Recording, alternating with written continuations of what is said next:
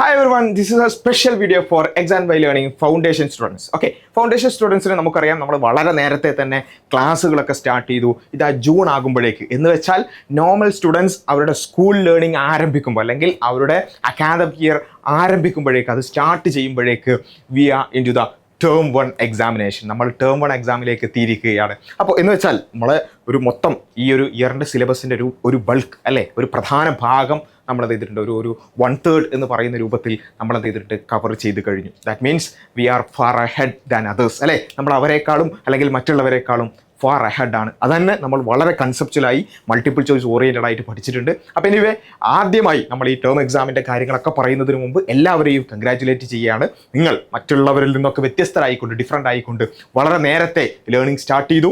വളരെ നേരത്തെ ഒരുപാട് പോർഷൻസ് ഒരുപാട് കൺസെപ്റ്റുകൾ നിങ്ങൾ ക്ലിയർ ആക്കി. ഇനി ഇതാ ബാക്കിയുള്ളവർ പഠിച്ചു തുടങ്ങുമ്പോഴേക്ക് നമ്മൾ ടേം 1 ഇതാ കംപ്ലീറ്റ് ചെയ്തിരിക്കുകയാണ്. റൈറ്റ്. അപ്പോൾ എന്തായാലും നമ്മൾ ഈ ടേം 1 നമ്മുടെ ഫൗണ്ടേഷൻ കോഴ്സിൽ നമുക്കറിയാം 2 പ്രധാനപ്പെട്ട ടേം എക്സാംസും ഒരു ഫൈനൽ എക്സാമും ആണ് നമുക്കുണ്ടാവുക. അപ്പോൾ അതിൽ ഈ എക്സാംസ്, ഈ പ്രധാനപ്പെട്ട മൈൽ സ്റ്റോൺ എക്സാംസ് നമുക്ക് സ്പെഷ്യലായിട്ടാണ്. നമുക്ക് എല്ലാ ആഴ്ചകളിലും യൂണിറ്റ് ടെസ്റ്റുകൾ ഉണ്ടാവാറുണ്ട്. അതിൻ്റെ റാങ്ക് ലിസ്റ്റും കാര്യങ്ങളും അതിൻ്റെ അനാലിസിസും കാര്യങ്ങളൊക്കെ ഉണ്ടാവാറുണ്ട്. പക്ഷേ നമുക്ക് ഈ മൈൽ സ്റ്റോൺ എക്സാംസ് അത് നമുക്ക് കുറച്ചുകൂടി സ്പെഷ്യലായിട്ടാണ് നമ്മൾ കണ്ടക്ട് ചെയ്യാറുള്ളത്.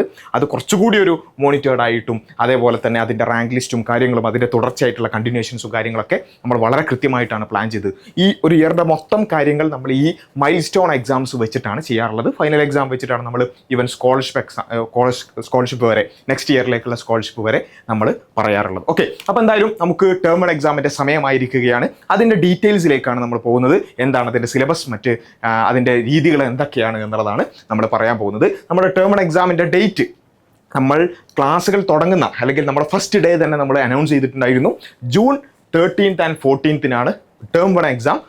ടേം 2ൻ്റെതും ഫൈനൽ എക്സാമിൻ്റെയും എല്ലാ ഡേറ്റും നമ്മൾ വളരെ നേരത്തെ തന്നെ അനൗൺസ് ചെയ്തിരുന്നു അല്ലേ. ഫസ്റ്റ് ഡേ തന്നെ എല്ലാ ഡേറ്റുകളും നമ്മൾ അത്രയും സ്ട്രക്ചേർഡ് ആയിട്ടാണ് നമ്മുടെ കോഴ്സ് പോകുന്നത് എന്നർത്ഥം. അപ്പോൾ anyway June 13th and 14th നമ്മുടെ എക്സാം. അതെങ്ങനെയാണെന്നുള്ളതും ഏത് സമയത്തായിരിക്കും നിങ്ങൾക്ക് എക്സാം എന്നുള്ളതൊക്കെയാണ് നമ്മളിനി ഡിസ്കസ് ചെയ്യാൻ പോകുന്നത്. ഇനി മോഡ് ഓഫ് എക്സാം എങ്ങനെയാണ്? നാട്ടിലുള്ള എല്ലാ സ്റ്റുഡൻസ്, ദാറ്റ് മീൻസ് ഇന്ത്യയിലുള്ള എല്ലാ സ്റ്റുഡൻസിനും, കേരളത്തിലും ബാംഗ്ലൂരും ചെന്നൈയിലും ഒക്കെ ഉള്ള എല്ലാ സ്റ്റുഡൻസിനും പിന്നെ CBT എക്സാമാണ്. അതായത് നമ്മളുടെ സാധാരണ എക്സാം ഓൺലൈനായിട്ടാണ് നമ്മൾ യൂണിറ്റ് ടെസ്റ്റുകൾ എഴുതാറുള്ളത്. പക്ഷേ ഈ മൈൽ സ്റ്റോൺ എക്സാംസ്, ടേം എക്സാമുകൾ നമ്മൾ നമ്മുടെ ഡിസ്ട്രിക്റ്റിലുള്ള ഒരു CBT സെൻറ്ററിലേക്ക്, കമ്പ്യൂട്ടർ ബേസ്ഡ് സെൻറ്ററിലേക്ക് പോയി അവിടെ ഇരുന്നിട്ട് വേണം നമ്മൾ എന്തായാലും എഴുതാൻ. JEE എക്സാംസ് ഒക്കെ എഴുതുന്നത് പോലെ നമ്മൾ എന്ത് ചെയ്യണം, ആ ഒരു എക്സ്പീരിയൻസ് കൂടി നമുക്ക് കിട്ടുക എന്നുള്ള അർത്ഥത്തിലാണ് നമ്മളിത് ചെയ്യുന്നത്. അപ്പം ഇയർലി 3 എക്സാംസ് നമ്മൾ ഇങ്ങനെ എഴുതുന്ന രൂപത്തിലാണ് നമ്മൾ പ്ലാൻ ചെയ്യുന്നത്. അപ്പോൾ എനിവേ ഈ രൂപത്തിൽ നിങ്ങളുടെ ഡിസ്ട്രിക്റ്റിൽ ഒരു സെൻറ്റർ ഉണ്ടാവും, അത് നിങ്ങൾക്ക് അലോക്കേറ്റ് ചെയ്തു തരും. ആ സെൻറ്ററിലേക്ക് പോയി ഓഫ്ലൈൻ ആയിട്ട് പോയി ആ കമ്പ്യൂട്ടർ ബേസ്ഡ് ടെസ്റ്റാണ് നിങ്ങൾ എന്ത് ചെയ്യേണ്ടത്. സാധാരണ പോലെ നിങ്ങളുടെ മൊബൈലിലോ ലാപ്ടോപ്പിലോ എഴുതാൻ പറ്റുന്ന ടെസ്റ്റ് അല്ല ഇത്. ചെന്നൈയിലും ബാംഗ്ലൂരിലും സെൻറ്റേഴ്സ് ഉണ്ടാവും. അവിടെയുള്ള കുട്ടികളും അവിടേക്ക് പോയി എക്സാം എഴുതേണ്ടതാണ് എന്നുള്ളത് പ്രത്യേകം പറയാണ്. എന്നാൽ അതേ സമയത്ത് GCCയിലുള്ള സ്റ്റുഡൻസിന് ഈ ടേം എക്സാമിന് വേണ്ടി മാത്രമായിട്ട് നാട്ടിൽ വരിക എന്നുള്ളത് പോസിബിൾ അല്ലല്ലോ. അതേപോലെ തന്നെ അവിടെ ഇത്ര സെൻറ്റേഴ്സിൻ്റെ ഒരു പ്രശ്നങ്ങൾ ഉള്ളത് കൊണ്ട് തന്നെ GCC കുട്ടികൾക്ക് ഓൺലൈൻ എക്സാം ആയിരിക്കും. പക്ഷേ അത് സാധാരണ നമ്മൾ എഴുതുന്ന അതേ പാറ്റേണിലായിരിക്കില്ല, അല്ലെങ്കിൽ അതേ പ്ലാറ്റ്ഫോമിലായിരിക്കില്ല. കുറച്ചുകൂടി ഡിഫറെൻ്റ് ആയിട്ടുള്ള ഒരു പാറ്റേണിലായിരിക്കും. മാത്രമല്ല നിങ്ങൾക്ക് ലാപ്ടോപ്പിൽ മാത്രമേ അത് അറ്റൻഡ് ചെയ്യാൻ പറ്റുള്ളൂ. ലാപ്ടോപ്പിൽ വെബ് ക്യാം ഓൺ ആക്കിക്കൊണ്ട് ഫുള്ളി മോണിറ്റേർഡ് ആയ രൂപത്തിൽ മാത്രമേ നിങ്ങൾക്ക് ഈ ഓൺലൈൻ എക്സാം, ടേം എക്സാം എഴുതാൻ പറ്റുള്ളൂ. സാധാരണ നമ്മുടെ ബാക്കി മൊബൈലിലോ അല്ലെങ്കിൽ മറ്റ് ഡിവൈസുകളിലൊക്കെ നമുക്ക് എഴുതാൻ പറ്റും. പക്ഷേ ഈ എക്സാം എഴുതണമെങ്കിൽ, ടേം എക്സാം എഴുതണമെങ്കിൽ നിങ്ങൾ എന്ത് ചെയ്യണം, ലാപ്ടോപ്പ് നിർബന്ധമാണ്. അതുകൊണ്ട് ആരെങ്കിലും കയ്യിൽ ലാപ്ടോപ്പ് നേരിട്ട് ഇല്ലാത്തവരോ അങ്ങനെ എന്തെങ്കിലുമൊക്കെ ഉണ്ടെങ്കിൽ ഈ എക്സാം എഴുതാൻ വേണ്ടി നിങ്ങൾ എന്ത് ചെയ്യുക, അത് അത്തരമൊന്ന് സംഘടിപ്പിക്കുക. അതേപോലെ തന്നെ ആ ഒരു സമയം ബാക്കിയെല്ലാം മാറ്റിവെച്ച് ഈ ഓൺലൈൻ എക്സാം കുറച്ചുകൂടി കൃത്യമായിട്ട് എഴുതുക. അത് വളരെ മോണിറ്റേർഡ് ആയിട്ടും പ്രോക്റ്റേർഡ് ആയിരിക്കും. അതുകൊണ്ട് തന്നെ പിന്നെ വേറെ എന്തെങ്കിലും സംസാരിക്കുക അല്ലെങ്കിൽ പിന്നിൽ ആരെങ്കിലും ഇരിക്കുക, ഇങ്ങനെയുള്ള കാര്യങ്ങളൊക്കെ ചെയ്താൽ നിങ്ങളുടെ എക്സാം ഇൻവാലിഡായി പോകും. അങ്ങനെയുള്ള കുറച്ച് സ്ട്രക്ചേർഡ് ആയ രൂപത്തിലായിരിക്കും ഓൺലൈൻ എക്സാം ഉണ്ടാവും. അപ്പോൾ എനിവേ ഒന്നുകൂടി പറയുന്നു, ഇന്ത്യയിലുള്ള കുട്ടികൾക്ക് ഓഫ്ലൈൻ ആയിക്കൊണ്ട് സെൻറ്റേഴ്സിൽ പോയിട്ടാണ് എക്സാം എഴുതേണ്ടത്. GCCയിലുള്ള കുട്ടികൾക്ക് ഫുള്ളി മോണിറ്റേർഡ് ആയ രൂപത്തിലുള്ള ഒരു സ്പെഷ്യൽ ഓൺലൈൻ എക്സാം ആയിരിക്കും. അത് ലാപ്ടോപ്പിലായിരിക്കും എഴുതാൻ പറ്റുക. ഓക്കെ, ഈ കാര്യങ്ങൾ നിങ്ങൾക്ക് മനസ്സിലായി എന്ന് വിചാരിക്കുന്നു. ഇനി എപ്പോഴാണ് നിങ്ങളുടെ എക്സാം? നമ്മൾ പറഞ്ഞു June 13th and 14th exam എന്ന് പറഞ്ഞു അല്ലേ. നമ്മൾ ഈ കാര്യത്തിനെ, ഈ ഒരു ദിവസത്തിന്, ഈ 2 ദിവസത്തിനെ 4 സ്ലോട്ടുകളായി ഡിവൈഡ് ചെയ്തിട്ടുണ്ട്. ഒന്നാമത്തെ സ്ലോട്ട് സാറ്റർഡേ മോർണിംഗിലുള്ള സ്ലോട്ടാണ്. സാറ്റർഡേ മോർണിംഗിലാണ് ഒരു സ്ലോട്ട് എന്ന് പറയുന്നത്. രണ്ടാമത്തത് സൺഡേ മോർണിംഗ്, മൂന്നാമത്തത് സൺഡേ ആഫ്റ്റർനൂൺ. അതേപോലെ തന്നെ നാലാമത്തത് സൺഡേ ഈവനിങ്. ഓക്കെ, അപ്പോൾ നാട്ടിലുള്ള അതായത് ഇന്ത്യയിലുള്ള കുട്ടികൾക്ക് സാറ്റർഡേ മോർണിംഗ്, സൺഡേ മോർണിംഗ് അല്ലെങ്കിൽ സൺഡേ ആഫ്റ്റർനൂൺ ഇതിൽ ഏതിലെങ്കിലും ഒന്ന് നിങ്ങൾക്ക് എന്ത് ചെയ്യും, നിങ്ങളുടെ സ്ലോട്ടായിട്ട് നിങ്ങൾക്ക് അലോക്കേറ്റ് ചെയ്യപ്പെടും. ഓക്കെ, അത് പിന്നെ എപ്പോഴാണ് അലോക്കേറ്റ് ചെയ്യുക എന്നുള്ള കാര്യങ്ങളിലേക്കൊക്കെ നമ്മൾ വരാം. നിങ്ങൾക്ക് എന്ത് ചെയ്യും, ഈ ഒരു സ്ലോട്ടാണ് നിങ്ങൾക്ക് കിട്ടുക. ആ ഒരു സമയത്ത് പോയിട്ട് വേണം നിങ്ങൾ എന്ത് ചെയ്യാൻ എക്സാം എഴുതുന്നത്. നമ്മൾ JEE എക്സാംസ് ഒക്കെ എഴുതുന്നത് പോലെ തന്നെ അല്ലെ, അങ്ങനെയുള്ള പ്രധാനപ്പെട്ട എക്സാംസ് ഒക്കെ എഴുതുന്നത് പോലെ തന്നെയാണ്. സ്ലോട്ട് കിട്ടും, ആ സമയത്ത് നിങ്ങൾ അവിടെ പോവുക, എക്സാം എഴുതുക. ഓക്കെ, പിന്നെ GCC സ്റ്റുഡൻസിന് സൺഡേ ഈവനിങ്ങിലായിരിക്കും. ഓക്കെ, സൺഡേ ഈവനിങ്ങിലായിരിക്കും, ആ ഒരു കൃത്യമായൊരു ടൈം പീരീഡിലായിരിക്കും നിങ്ങളും എക്സാം എഴുതേണ്ടത്. ആ സമയത്തായിരിക്കും എക്സാം അവൈലബിൾ ആവുക. ഓക്കെ, ബാക്കി സമയങ്ങളിൽ എക്സാം അവൈലബിൾ ആവില്ല. അത്രയും കൃത്യമായിട്ട് മോണിറ്റേർഡ് ആയിട്ടായിരിക്കും നമുക്ക് എക്സാം ഉണ്ടാവുക. ഓൺലൈൻ എക്സാം GCC ബാച്ചസിന് മാത്രമാണ്, അല്ലെങ്കിൽ GCC സ്റ്റുഡൻസിന് മാത്രമാണ് ഉണ്ടാവുക. ഓക്കെ, അപ്പോൾ ഈ സ്ലോട്ടുകൾ നമ്മൾ മനസ്സിലാക്കുക. നമ്മുടെ സ്ലോട്ട് ഏതാണെന്ന് നോക്കുക. സാറ്റർഡേ മോർണിംഗ് ആണെങ്കിൽ സാറ്റർഡേ മോർണിംഗിൽ പോയി എക്സാം എഴുതുക, സൺഡേ മോർണിംഗ് ആണെങ്കിൽ അങ്ങനെ, സൺഡേ ആഫ്റ്റർനൂൺ ആണെങ്കിൽ അങ്ങനെ. അപ്പോൾ ആ രൂപത്തിൽ ഇനി ഇൻ കേസ് വളരെ പ്രധാനപ്പെട്ട എന്തെങ്കിലും പ്രശ്നങ്ങൾ ഉണ്ടെന്നുണ്ടെങ്കിൽ അത് നിങ്ങൾ എന്ത് ചെയ്യുക, മെൻറ്റേഴ്സുമായിട്ട് കമ്മ്യൂണിക്കേറ്റ് ചെയ്യുക. സ്ലോട്ടുമായി ആ സമയത്ത് ഒരിക്കലും മാറ്റാൻ പറ്റാത്ത രൂപത്തിൽ ഒരു സ്കൂൾ എക്സാം ഉണ്ട്, അല്ലെങ്കിൽ അങ്ങനെ എന്തെങ്കിലും കാര്യങ്ങൾ, അല്ലെങ്കിൽ ആ രൂപത്തിലുള്ള എന്തെങ്കിലും ഒരിക്കലും മാറ്റാൻ പറ്റാത്ത കാര്യങ്ങൾ ഉണ്ടെങ്കിൽ മാത്രം നിങ്ങൾ മെൻറ്റേഴ്സുമായിട്ട് ബന്ധപ്പെടുക. പോസിബിൾ ആയിട്ടുള്ള സ്ലോട്ട് ചേഞ്ചസ് ഉണ്ടെങ്കിൽ അത് നമ്മൾ ചെയ്യുന്നതാണ്. അല്ലാത്തതൊക്കെ പൊതുവെ സെൻട്രലി അലോക്കേറ്റ് ചെയ്യുകയാണ് ചെയ്യുക. ഓക്കെ, ഇനി എക്സാം പാറ്റേൺ എങ്ങനെയാണ്? എക്സാം പാറ്റേൺ നമുക്ക് എല്ലാവർക്കും അറിയുന്നത് പോലെ തന്നെ കൃത്യമായ മൾട്ടിപ്പിൾ ചോയ്സ് എക്സാംസ് ആയിരിക്കും. അതിൽ 6th and 7th സ്റ്റുഡൻസിന് 30 മാത്സ് ആൻഡ് 30 സയൻസ് ക്വസ്റ്റ്യൻസ് എന്ന് വെച്ചാൽ ടോട്ടൽ 60 ക്വസ്റ്റ്യൻസ് ആയിരിക്കും. ആ 60 ക്വസ്റ്റ്യൻസ് എഴുതാൻ നിങ്ങൾക്കുള്ളത് 90 മിനിറ്റ്സ് ആയിരിക്കും. കറക്റ്റ് ആൻസറിന് 4 മാർക്സും ഇൻകറക്റ്റ് ആൻസറിന് -1 എന്ന് വെച്ചാൽ നെഗറ്റീവ് മാർക്കിങ്ങും ഉണ്ടാകും. അപ്പോൾ ഈ ഒരു രൂപത്തിലായിരിക്കും 6th and 7th ക്ലാസ്സുകളുടെ എക്സാം എന്ന് പറയുന്നത്. ഓക്കെ, ഇനി 8, 9 and 10 ക്ലാസ്സുകളിലെ കുട്ടികൾക്ക് ടോട്ടൽ 60 ക്വസ്റ്റ്യൻസ് തന്നെയായിരിക്കും. പക്ഷേ മാത്സിന് 30, അതേപോലെ തന്നെ ഫിസിക്സ്, കെമിസ്ട്രി, ബയോളജി 10 ഈച്ച് എന്ന് വെച്ചാൽ ടോട്ടൽ 60 ക്വസ്റ്റ്യൻസ് ആയിരിക്കും ഉണ്ടാവുക. സെയിം ഡ്യൂറേഷൻ 90 മിനിറ്റ്സ് ആയിരിക്കും. കറക്റ്റ് ആൻസറിന് 4ഉം ഇൻകറക്റ്റ് ആൻസറിന് -1 അല്ലേ, നെഗറ്റീവ് മാർക്കിംഗ് ഉണ്ടാവും. ഇതാണ് ഈ ഒരു 8, 9, 10 ക്ലാസ്സുകളിലുള്ള എക്സാം പാറ്റേൺ. ഈ പാറ്റേൺ നമ്മൾ കൃത്യമായിട്ട് മനസ്സിലാക്കുക. 6th and 7th, അതേപോലെ തന്നെ 8 and 10. Okay, 8, 9 and 10. ഇനി ഓരോ ക്ലാസ്സുകളുടെ സിലബസ് ഇത് നമ്മൾ ഓൾറെഡി നിങ്ങൾക്ക് പ്രൊവൈഡ് ചെയ്യുന്നുണ്ട്. നിങ്ങൾ അതിനനുസരിച്ച് പ്രിപ്പയർ ചെയ്ത് തുടങ്ങിയിട്ടുണ്ടാവുമെന്നാണ് മനസ്സിലാക്കുന്നത്. അപ്പോൾ ഏതായാലും ക്ലാസ് 6 CBSE ഈ ചാപ്റ്റേഴ്സാണ്, ഇത്രയും ചാപ്റ്റേഴ്സാണ് നമ്മൾ ഓൾറെഡി കവർ ചെയ്തത് അല്ലേ. നമ്മൾ അക്കാദമിക് ഇയറിന് മുമ്പേ തന്നെ ഇത്രയും പിന്നെ പോർഷൻസ് കവർ ചെയ്തു. ക്ലാസ് 6th സ്റ്റേറ്റ് സ്റ്റുഡൻസിന് ഇത്രയും സിലബസ് കവർ ചെയ്തു. ഇത് CBSE, ICSE, IGCSE എല്ലാം അടങ്ങുന്ന ബാച്ചിൻ്റെ സിലബസാണിത്. ഓക്കെ, ഞാൻ ഓരോന്നിലും പ്രത്യേകം പറയുന്നില്ല. ക്ലാസ് 7 ഇതാണ് സിലബസ് എന്ന് പറയുന്നത്. ഇത്രയും ഭാഗങ്ങളാണ് നമ്മൾ കവർ ചെയ്തതിൽ. നമുക്ക് ഈ ടേം 1 എക്സാമിന് ഉള്ളത് അതിന് ആ ചാപ്റ്റേഴ്സൊക്കെ നിങ്ങൾ എന്ത് ചെയ്യുക, പ്രിപ്പയർ ചെയ്യുക.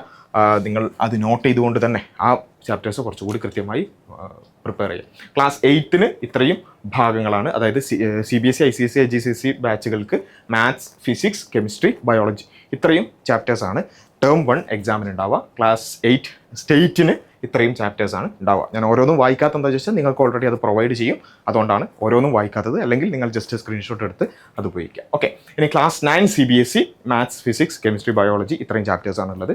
ക്ലാസ് 9 സ്റ്റേറ്റ് മാത്സ്, അതേപോലെ തന്നെ ഫിസിക്സ്, കെമിസ്ട്രി, ബയോളജി ഇത്രയും ചാപ്റ്റേഴ്സാണ് ഉള്ളത്. ഓക്കെ, ഇനി ക്ലാസ് 10 CBSE ആണെങ്കിൽ മാത്ത്, ഫിസിക്സ്, കെമിസ്ട്രി, ബയോളജി ഈ ഇത്രയും ചാപ്റ്റേഴ്സാണുള്ളത്. ക്ലാസ് 10 സ്റ്റേറ്റിനാണെങ്കിൽ മാത്ത്, കെമിസ്ട്രി, ഫിസിക്സ്, ബയോളജി ഇത്രയും ചാപ്റ്റേഴ്സാണുള്ളത്. ഓക്കെ, ഞാനത് ഓരോന്നായിട്ട് വായിക്കുന്നില്ല. നിങ്ങൾ എന്ത് ചെയ്യുക, അത് നിങ്ങളുടെ പിന്നെ സിലബസ് കൃത്യമായി നോക്കി ആ ചാപ്റ്റേഴ്സ് കൃത്യമായി പഠിച്ച് തന്നെ റെഡി ആവുക. ഓക്കെ, ഇനി ഉള്ളത് ഇതുമായി ബന്ധപ്പെട്ടുള്ള ഇമ്പോർട്ടൻറ്റ് ഡേറ്റ്സ് ആണ്. ഓക്കെ, ഒന്നാമത്തത് മെയ് 25 നിങ്ങൾക്ക് സെൻട്രൽ അലോക്കേഷൻ നടക്കും. ഓക്കെ, സെൻട്രൽ അലോക്കേഷൻ നടക്കും എന്ന് വെച്ചാൽ GCC സ്റ്റുഡൻസിന് എന്തായാലും സെൻട്രൽ അലോക്കേഷനോ അല്ലെങ്കിൽ സ്ലോട്ടോ ഇല്ല. കാരണം അവർക്ക് പിന്നെ ജൂൺ 14th ഈവനിങ്ങിലാണ് എക്സാം. അത് ഈ പറഞ്ഞ ലാപ്ടോപ്പിൽ മാത്രം എഴുതാൻ പറ്റുന്ന രൂപത്തിലുള്ള സ്പെഷ്യൽ എക്സാമാണ്. നാട്ടിലുള്ള കുട്ടികൾക്കാണ് ഞാൻ പറയുന്നത് മെയ് 25 സെൻട്രൽ അലോക്കേറ്റ് ചെയ്യും. ഏതാണ് നിങ്ങൾ പോയി എഴുതേണ്ട നിങ്ങളുടെ ഡിസ്ട്രിക്റ്റ് തന്നെയുള്ള അല്ലെങ്കിൽ നിങ്ങളുടെ ഏറ്റവും അടുത്തിട്ടുള്ള സെൻറ്റർ തന്നെ നമ്മൾ അലോക്കേറ്റ് ചെയ്യും. അപ്പോൾ ആ സെൻറ്റർ ഏതാണ്, അതേപോലെ തന്നെ നിങ്ങൾ എഴുതേണ്ട സ്ലോട്ട് ഏതാണ്, സാറ്റർഡേ രാവിലെയാണോ, സൺഡേ രാവിലെയാണോ, സൺഡേ ഈവനിങ് ആണോ, അല്ലെങ്കിൽ സൺഡേ പിന്നെ ഈ പറഞ്ഞ ആഫ്റ്റർനൂൺ ആണോ എന്നുള്ളതൊക്കെ നിങ്ങൾക്ക് എന്ത് ചെയ്യും, അന്ന് കിട്ടും. ഇൻ കേസ് എന്തെങ്കിലും ഒരു പ്രശ്നം നേരത്തെ പറഞ്ഞതുപോലെ വളരെ സീരിയസ് ആയ പ്രശ്നമുണ്ടെങ്കിൽ മാത്രം നിങ്ങൾ മെൻറ്റേഴ്സുമായിട്ട് പറയുക. അത് എന്തെങ്കിലും ആവശ്യമായ ചേഞ്ചസ് അലോക്കേറ്റ് ചെയ്യാൻ പറ്റുന്നുണ്ടെങ്കിൽ അത് ചെയ്തിട്ട് ജൂൺ 5 ആകുമ്പോഴേക്ക് ഹാൾ ടിക്കറ്റ് എന്ത് ചെയ്യും, റിലീസ് ചെയ്യും. ആ ഹാൾ ടിക്കറ്റും വെച്ച് വേണം നിങ്ങൾ ഈ പറഞ്ഞ ജൂൺ 13 ഓർ 14 ഏതാണോ നിങ്ങൾക്ക് അലോക്കേറ്റ് ചെയ്യപ്പെട്ട സ്ലോട്ട് അതിൽ ടേം 1 എക്സാമിനേഷൻ നടക്കേണ്ടത്. ഓക്കെ, അപ്പം മെയ് 25 നമ്മൾ പിന്നെ സെൻറ്ററും അതേപോലെ തന്നെ സ്ലോട്ടും അലോക്കേറ്റ് ചെയ്യും. അതേപോലെ തന്നെ ജൂൺ 5 ഹാൾ ടിക്കറ്റ് റിലീസ് ചെയ്യും.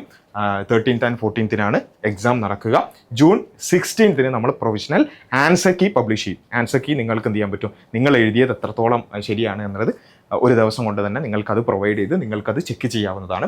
16th മുതൽ 19th വരെ നിങ്ങൾക്ക് എന്ത് ചെയ്യാൻ പറ്റും, ഈ പറഞ്ഞ ആ ഒരു ആൻസർ കീയിൽ എന്തെങ്കിലും അബദ്ധങ്ങൾ ഉണ്ടെങ്കിൽ അത് ചലഞ്ച് ചെയ്യാനുള്ള ദിവസമാണ്. ആ സമയത്ത് നിങ്ങൾ എന്ത് ചെയ്യണം, കൃത്യമായിട്ട് ഏതെങ്കിലും നമ്മൾ തന്ന ആൻസർ കീയിൽ അബദ്ധങ്ങൾ ഉണ്ടെങ്കിൽ അത് ചലഞ്ച് ചെയ്യാവുന്നതാണ്. അത് വെച്ചിട്ട് നമ്മൾ ഫൈനൽ ആൻസർ കീ എന്ത് ചെയ്യും, പബ്ലിഷ് ചെയ്യും. എന്തെങ്കിലും ചേഞ്ചസ് ഉണ്ടെങ്കിൽ അതേപോലെ തന്നെ ബിഫോർ ജൂൺ 30th ആകുമ്പോഴേക്കും നമ്മൾ എന്ത് ചെയ്യും, റിസൾട്ട് പബ്ലിഷ് ചെയ്യുകയും ചെയ്യും. അപ്പം ഇതാണ് നമ്മുടെ മൊത്തത്തിലുള്ള ഒരു ടൈം ലൈൻ എന്ന് പറയുന്നത്. ഈ രൂപത്തിലായിരിക്കും നമ്മുടെ മൊത്തം എക്സാം പാറ്റേൺ കൊണ്ടുപോകുക. അപ്പോൾ നമ്മളെ സംബന്ധിച്ചിടത്തോളം വളരെ ചെറിയ പ്രായത്തിലെ ഏറ്റവും നല്ലൊരു എക്സാം പിന്നെ ഒരു എക്സ്പീരിയൻസ് നമുക്ക് കിട്ടുക അല്ലേ. പല ആളുകൾക്കും ഇതൊക്കെ JEE എക്സാം ഒക്കെ എഴുതുമ്പോൾ +2 ഒക്കെ കഴിഞ്ഞിട്ട് മാത്രം എക്സ്പീരിയൻസ് ചെയ്യുന്ന ഒരു കാര്യമാണ്. നമ്മൾ ഇപ്പോഴേ എന്ത് ചെയ്യാണ്, അത്തരത്തിലുള്ള എക്സ്പീരിയൻസിലൂടെ പോകണം. ഇത് സീരിയസ് ആയി എടുക്കുക. ഓക്കെ, ടേം എക്സാം വളരെ സീരിയസ് ആയിട്ട് എടുക്കുക എന്ന് വെച്ചാൽ പിന്നെ ഭയങ്കര കൺസേൺഡ് ആവുക, ഭയങ്കര എന്താ പറയുക, ആ നിലയ്ക്ക് ടെൻഷൻ ആവുക എന്നുള്ളതല്ല. നമ്മൾ പഠിച്ച കാര്യങ്ങൾ തന്നെ ഇങ്ങനെ ഒരു സെറ്റപ്പിൽ ഇങ്ങനെ ഒരു രൂപത്തിൽ നമ്മൾ എഴുതുക അല്ലേ. അതാണ് നമ്മൾ പ്രാക്ടീസ് ചെയ്തുകൊണ്ടിരിക്കുന്നത്. അങ്ങനെയുള്ള ഒരുപാട് എക്സാംസ് ഇങ്ങനെ ഓരോ വർഷവും ഇത്തരത്തിലുള്ള എക്സാംസ് ഇങ്ങനെ എഴുതി ഇങ്ങനെ പോകുമ്പോൾ അതിനനുസരിച്ച് നമുക്ക് എന്ത് ചെയ്യാൻ പറ്റും, അതിൻ്റെ ഒരു തയ്യാറെടുപ്പ് അല്ലെങ്കിൽ ആ ഒരു പ്രിപ്പറേഷൻ റെഡിയാക്കാൻ പറ്റും, അതിൻ്റെ ടെൻഷൻ ഒഴിവാക്കാൻ പറ്റും. പതിയെ നമ്മൾ അത്തരത്തിലുള്ളൊരു കാര്യത്തിൽ ഒരു മാസ്റ്ററായി മാറുകയാണ് ചെയ്യുക. ഓക്കെ, അപ്പോൾ ആ രൂപത്തിൽ നിങ്ങളെല്ലാവരും നന്നായി തയ്യാറെടുക്കുക. All the best for your exams. നമ്മുടെ ഫൗണ്ടേഷൻ കോഴ്സ് അല്ലേ, 6th മുതൽ 10th വരെയുള്ള നമ്മുടെ സ്റ്റുഡൻസിനുള്ള ഫൗണ്ടേഷൻ കോഴ്സ് ഏറ്റവും നല്ല രൂപത്തിൽ മുന്നോട്ട് പോവുകയാണ്. നമ്മൾ ഉദ്ദേശിക്കുന്ന ഒരു ഫലം അല്ലേ, ജസ്റ്റ് സ്കൂളിൽ മാർക്ക് വാങ്ങുക അല്ലെങ്കിൽ പിന്നെ A+ വാങ്ങുക എന്നുള്ളതല്ല, അതിനപ്പുറത്തേക്കുള്ള ലക്ഷ്യത്തോടു കൂടിയാണ് നമ്മൾ പോകുന്നത്. ആ ലക്ഷ്യം തിരിച്ചറിഞ്ഞുകൊണ്ട് നമ്മൾ സ്ഥിരമായി പറയുന്നത് പോലെ നമ്മുടെ ഫ്യൂച്ചറിനേക്കുള്ളൊരു ഇൻവെസ്റ്റ്മെൻ്റ് ആയിട്ട് വേണം ഈ പറഞ്ഞ ഓരോ കാര്യങ്ങളും കാണാൻ. മറ്റുള്ളവരെക്കാൾ നമ്മൾ വളരെ മുന്നിലാണ് എന്നുള്ളത് കൊണ്ട് മാത്രം നമ്മൾ എന്ത് ചെയ്യാൻ പാടില്ല, അലസമാകാൻ പാടില്ല. നമ്മൾ വീണ്ടും മുന്നോട്ടേക്ക് കൂടുതൽ ഊർജ്ജത്തോടു കൂടി, കൂടുതൽ എനർജിയോടുകൂടി കുതിക്കുകയാണ് വേണ്ടത്. So all the best for your exams. എല്ലാവരും നല്ല സീരിയസ് ആയി അടിപൊളിയായിട്ട് എക്സാം പ്രിപ്പയർ ചെയ്യുക, എക്സാം അറ്റൻഡ് ചെയ്യുക. Okay, thank you.